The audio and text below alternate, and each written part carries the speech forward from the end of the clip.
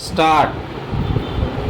अध्यक्ष महाराज, सभागृहासमोर उद्योगमंत्र्यांनी जी मागणी ठेवली आहे तिच्यावर माझे विचार मांडण्यासाठी मी उभा आहे. आपला देश मुख्यतः शेतीप्रधान आहे. महाराष्ट्र राज्याची प्रगती कृषी औद्योगिक समाज स्थापन करण्याच्या दिशेने चालू आहे असे सांगितले जाते. परंतु ज्या वेगाने प्रगती व्हावयास पाहिजे त्या वेगाने होत नाही. शेतकऱ्यांच्या कच्च्या मालावर प्रक्रिया करून तो डबा बंद करण्याचे ठरवले तर शेतकऱ्यांचा फार मोठा फायदा होणार आहे. अशा प्रकारची व्यवस्था आज नसल्यामुळे मुंबई आणि इतर शहरात फळे नासून वाया जातात. विशेषतः फळांवर प्रक्रिया करून ती डबाबंद करण्याचे अनेक कारखाने काढता येतील. खाजगी क्षेत्रात असे कारखाने काढले गेले नाही तर सहकारी क्षेत्रामार्फत असे कारखाने काढण्याच्या दृष्टीने सरकारने प्रयत्न केले पाहिजे. जळगावला केळ्यांची पावडर करण्याचा कारखाना काढला आहे. तथापि अशा एका कारखान्यामुळे तेथील शेतकऱ्यांची अडचण दूर होऊ शकत नाही. आपल्या राज्यात कच्चा माल किती तयार होतो त्यावर प्रक्रिया करण्याचे ठरवले तर किती कारखाने काढावे लागतील याचा अंदाज बांधून 7व्या पंचवार्षिक योजनेत यासंबंधीचा आराखडा तयार करण्यात आला पाहिजे.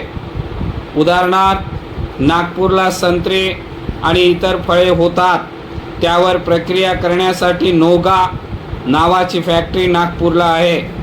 अशा किती फॅक्टरीज काढण्याची आवश्यकता आहे व त्या कशा प्रकारे काढाव्यात याकडे सरकारने लक्ष दिले पाहिजे. ज्या भागात सहकारी क्षेत्रात किंवा खाजगी क्षेत्रात असे कारखाने निघू शकणार नाहीत त्या ठिकाणी सरकारने स्वतः कारखाने काढले पाहिजे. आपण पाहतो की ज्यावेळी विविध प्रकारची फळे मोठ्या प्रमाणात बाजारात येतात त्यावेळी त्या नाशवंत मालाची किंमत व्यापारी मंडळी उतरवितात. त्यामुळे शेतकऱ्यांचे फार नुकसान होते. परिच्छेद. दुसरी गोष्ट मला अशी सांगावयाची आहे की मुंबईमध्ये आज कारखान्यांचे केंद्रीकरण झाले आहे. विदर्भात देखील अशी परिस्थिती आहे की फक्त नागपूरला कारखाने निघाले आहेत. तेव्हा विदर्भाच्या इतर भागामध्ये कारखाने कसे निघतील याकडे सरकारने लक्ष दिले पाहिजे. कारखाने काढत असताना प्रत्येक जिल्ह्यामध्ये त्यांची वाटणी करण्यात आली पाहिजे. कोकण पट्टीचा भाग असा आहे की त्या ठिकाणी नद्या आहेत, समुद्र आहेत. त्यामुळे कारखान्यासाठी लागणारी वीज त्या ठिकाणी मोठ्या प्रमाणात निर्माण होऊ शकते.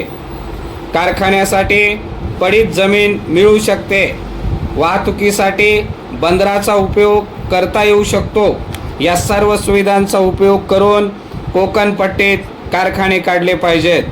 यापुढे जे कारखाने काढावयाचे ते मुंबईत न काढता मुंबई बाहेर काढले पाहिजेत असे माझे स्पष्ट मत आहे. उद्योगपती मुंबई बाहेर जावयास तयार नसतात, परंतु त्यांना सर्व प्रकारच्या सोयी आणि सवलती उपलब्ध करून देऊन राज्याच्या इतर भागात जाण्यासाठी शासनाने प्रोत्साहन दिले पाहिजे. सर्व विभागात उद्योगधंदे निघाले तरच खऱ्या अर्थाने संपूर्ण राज्याचा विकास होईल व लोकांना रोजगार मिळू शकेल.